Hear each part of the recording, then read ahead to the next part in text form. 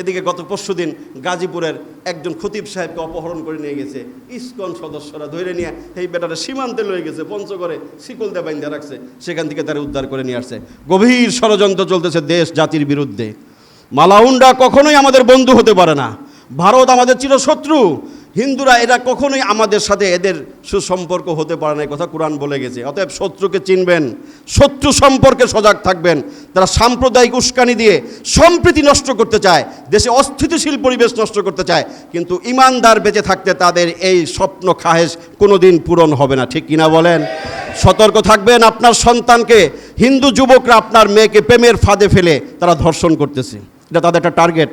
হিন্দু মেয়েদেরকে তারা, হিন্দু যুবকদেরকে লেলিয়ে দিচ্ছে মুসলমান মেয়েদের পিছনে। এই বিষয়ে গার্ডিয়ান হিসেবে আপনি সচেতন থাকবেন।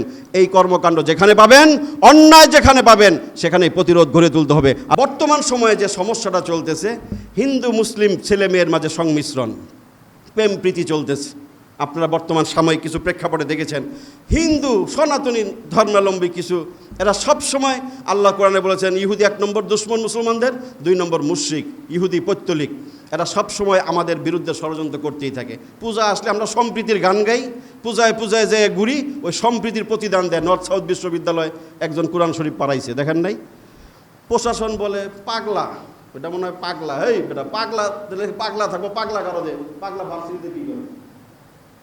এগুলো বিভিন্ন ব্যাখ্যা, আগে ফ্যাসিস্টের আমলে ব্যাখ্যা দিত একরকম, এখনও বিভিন্ন ব্যাখ্যা দিয়ে এদেরকে বাঁচানোর চেষ্টা করা হয়। গাজীপুরে 13 বছরটা মাদ্রাসা ছাত্রীকে ধর্ষণ করছে এই কতিপয় এই মালাউন হিন্দু যুবক মিলে, সেই মামলাটাও নরবরে চলতেছে, বিভিন্ন রকম ব্যাখ্যা দেওয়ার চেষ্টা চলতেছে। এরপরে বুয়েটের এক কুলাঙ্গার, বুয়েটের শিক্ষার্থী হিন্দু মালাউন, সেও মুসলিম নারীকে ধর্ষণ করে ফেসবুকে বিভিন্ন বড় বড় পোস্ট দেয়, নোংরা নোংরা তার পোস্ট সেখানে বিদ্যমান। মানুষকে পানি খাওয়ানো, পানির ব্যবস্থা করা। একজন সাহাবী, তার মা মারা গেছে, রাসূলকে জিজ্ঞাসা করছে, হুজুর আমি মার জন্য কি করতে পারি? রাসূল বলছেন সদকা জারিয়া করো। তিনি প্রশ্ন করেছেন আইয়ু সাদাকাতি আফজল, কোন সদকাটা উত্তম?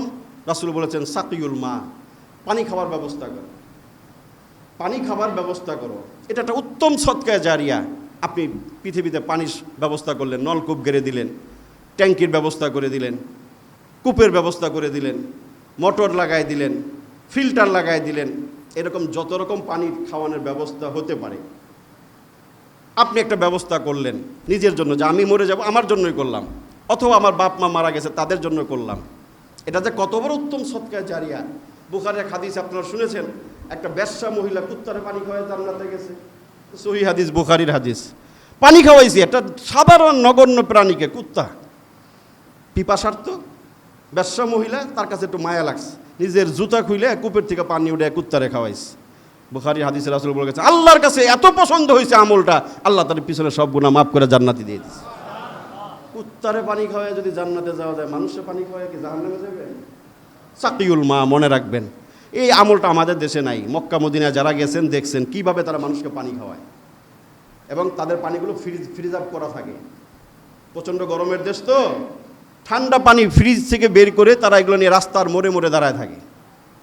আমি যতবার দেখেছি, যারা গেছেন তারাও দেখেছেন, জোর করে পানি উঠায় দিতেছে, মিনারেল বোতল যেগুলো আছে পানি দিতেছে, জায়গায় জায়গায় পানির ব্যবস্থা তারা করছে। তো এটা উত্তম সদকা জারিয়া। এবং বাংলাদেশেও দেখবেন বিভিন্ন মসজিদে তার নলকূপ বেড়ে দেয় না? ওই যে শীষমহল মসজিদে একটা সাইনবোর্ড দেখছিলাম অনেক আগে, বিদেশি সংস্থা, ওটার মধ্যপ্রাচ্যের মানুষগুলো এই কাজগুলো, এই সদকা জারিয়াগুলো বেশি করে, মসজিদ বানায় আর নলকূপের ব্যবস্থা করে। এটা আমাদের দেশে কালচারটা নাই, কিছু কিছু জায়গায় থাকতে পারে। কিছুদিন আগে আমি বসুন্ধরায় ঢুকছি, মেন গেট দিয়ে বাম দিক দিয়ে, দৃশ্যটা দেখে ভালো লাগছে। অনেক বাসার বাহিরে আমি এই কলের ব্যবস্থা দেখলাম। প্রথম মনে করছি হয়তো দারোয়ান ড্রাইভারগুলো লিখে দিছে, পরে দেখলাম না, বাহিরের দিকে কল দিয়ে দিছে এবং লেখা আছে বিশুদ্ধ খাবার পানি।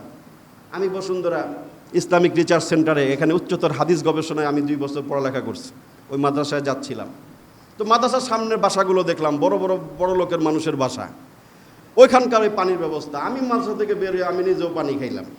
তা আমি বললাম এই আমলটা এই এলাকায় চালু হয়েছে, মাশাআল্লাহ।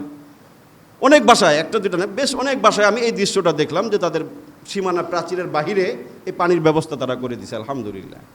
তো এইটা উত্তম একটা সদকা জারিয়া, চেষ্টা করবেন নিজের জীবদ্দশায় করতে। একটা ফিল্টার দরকার, কোনো মসজিদে মাদ্রাসা অথবা কোনো মানুষের একটা পানির ব্যবস্থা করা দরকার, ট্যাঙ্কি বসায় দিলেন, একটা ফিল্টার বিশুদ্ধ পানির। অনেক সময় আমরা বলি যেগুলো করেন নিজেরটা নিজে না করলে বাকি পরে এগুলো হয় না। তার বাস্তব প্রমাণ। কিছুদিন আগেও এক লোক মারা গেছে আমাদের এলাকার, নাম বলবো না, ধনী মানুষ ছিলেন, তার একমাত্র ছেলে রেখে গেছেন, অনেক সম্পদও আছে তার। ওই ছেলের বিবাহ দিয়েছেন কয়েক বছর আগে, বিবাহের মাঝে এত বড় গেট লাগাইছে, তার বাড়ি আর গেট আমি মাইপা কুল পাই নাই যে বাড়ি কদ্দুর আর গেট কদ্দুর। বাস্তব কথা, আমি যখন ওই বিয়ার সময় ওদিক দিয়ে যাচ্ছিলাম, যে এই লোকের বাড়ি কতটুক আর গেটটা দেখছি বাড়ি থেকে বড়, এত বড় গেট লাগাইয়া পোলারে বিয়ে করাইছে। স্বাভাবিক আমাকে নিয়ে গেছে দোয়ার জন্য, আমি সৎকা জারিয়ার কথা বললাম, বাবা তো রেখে গেছে সম্পদ, সৎকা জারিয়ার ব্যবস্থা করেন, কিছু না কিছু করেন। আমার এক ওস্তাদ তাকে ছেলেকে বললো ফোন দিয়ে, হুজুর ভাই আপনি তো বাবা চলে গেছেন, একটা ব্যবস্থা করেন সৎকা জারিয়া। ছোট্ট একটা কথা আপনাকে বলি, আমাদের মাদ্রাসার ছেলেরা পানি খায়, আমাদের এখানে কতগুলো ফিল্টার আছে, আর কয়েকটা দরকার, আপনি একটা ফিল্টারের ব্যবস্থা করে দেন, 10-15 হাজার 20,000 টাকা লাগবে। হ্যাঁ এত টাকা তো কেমনে কী করি, আচ্ছা কিছু দিলে যা, আমি 5,000 টাকা দিব না কিছুদিন পরে। তার বক্তব্য মানে আমি যদি না করি কি হতে পারে, এই জন্য এক্সাম্পল আমি বলতেছি। নগদ 5 দিন 10 দিন 20 দিন গেছে, আর খবর নাই। বাবার জন্য 5,000 টাকা দিয়ে একটা ফিল্টারের আংশিক অংশগ্রহণ করতে পারে নাই। বাবা কোটি টাকার মালিক, ছেলেটা একমাত্র ছেলে। এই পরিণতি কিন্তু আপনার আমারও হবে। নিজের জন্য যদি না করি, সন্তান যে কী করতে পারে যেটা দেখাইলাম, যেখানে সরাসরি প্রস্তাব যে আপনি একটা ফিল্টার লাগাও মিয়া, বাবা তো লেগে গেছে লাখ লাখ টাকা, তুমি তো খাইবা, ভোগ করতেছো, কিন্তু দিতে আমরা প্রস্তুত হয় না, সন্তান প্রস্তুত হয় না অধিকাংশরা। এই জন্য রাসূল বলছেন নিজে সদকা জারিয়া নিজে করো। তাহলে আমরা বুঝলাম নহর জারি করা। জিয়াউর রহমান সাহেব খাল খনন করছে, আমরা শুনছি দেখি নেই, ভালো কাজ শুনেন না? জিয়াউর রহমান সাহেবের খাল খনন, উনি প্রকল্প কাজ করছেন, খাল খননের কথা রাসূল সদকা জারি হিসেবে বলে গেছেন। আপনার সম্ভব হলে যে কোনো পানির ব্যবস্থা করা মানুষের জন্য, এটা সদকা জারিয়া। 4 নম্বর গারাসা নাখলান আও সাজারান, কোনো বৃক্ষ রোপণ করা, গাছ লাগানো এটা একদম সদকা জারিয়া।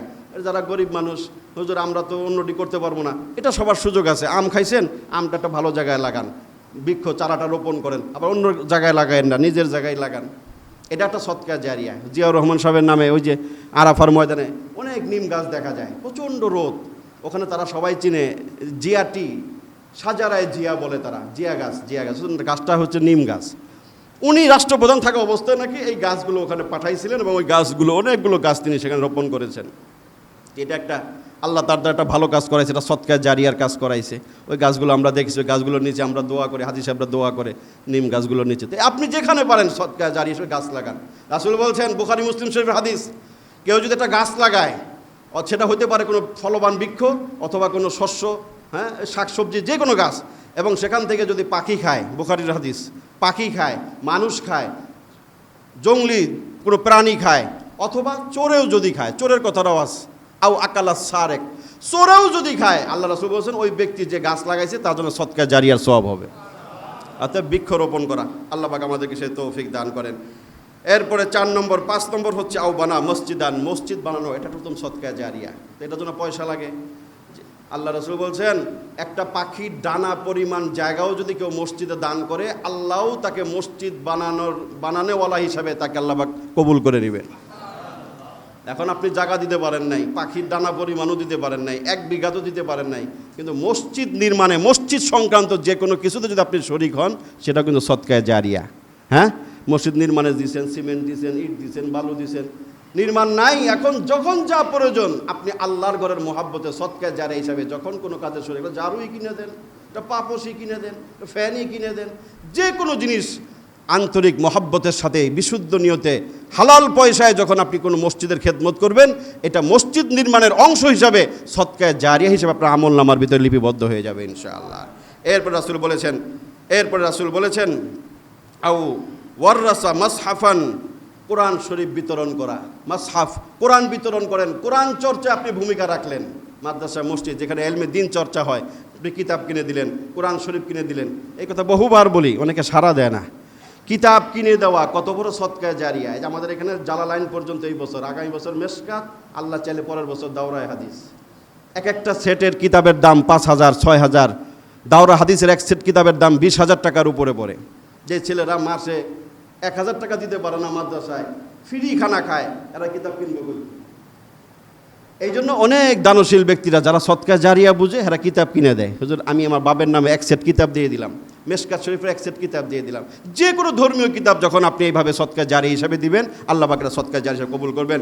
7 নম্বর রাসূল বলছে ওয়ালাদুন সালেহ, নেক সন্তান। এটা মনে রাখবেন, একটা ভালো সন্তান পৃথিবীতে রেখে যান। ভালো সন্তান বানানোর জন্য ভালো শিক্ষা দিতে হয়। কোন হাদিসের শিক্ষা দিবেন, সন্তান সম্পর্কে খোঁজ খবর রাখবেন, সম্পর্কে নীতি নৈতিকতার শিক্ষা দিবেন। এটা সন্তান পিতা হিসেবে আপনার দায়িত্ব। স্কুল কলেজ ইংলিশ মিডিয়াম ফিডিয়াম পড়াইছেন, সন্তানকে মানুষের বাচ্চা মানুষ বানাইতে পারেন নাই।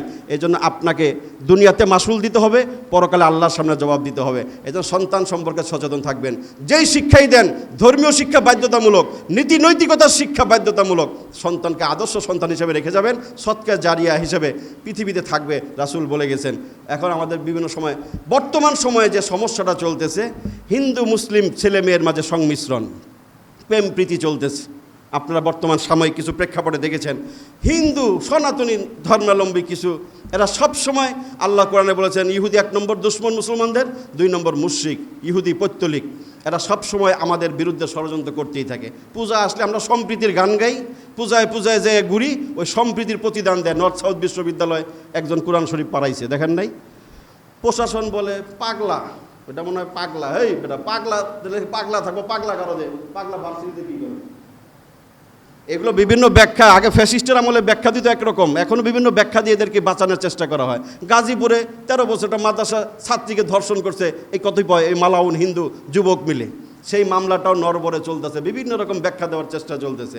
এরপরে বুয়েটের এক কুলাঙ্গার, বুয়েটের শিক্ষার্থী হিন্দু মালাউন, সেও মুসলিম নারীকে ধর্ষণ করে ফেসবুকে বিভিন্ন বড় বড় পোস্ট দেয়, নোংরা নোংরা তার পোস্ট সেখানে বিদ্যমান।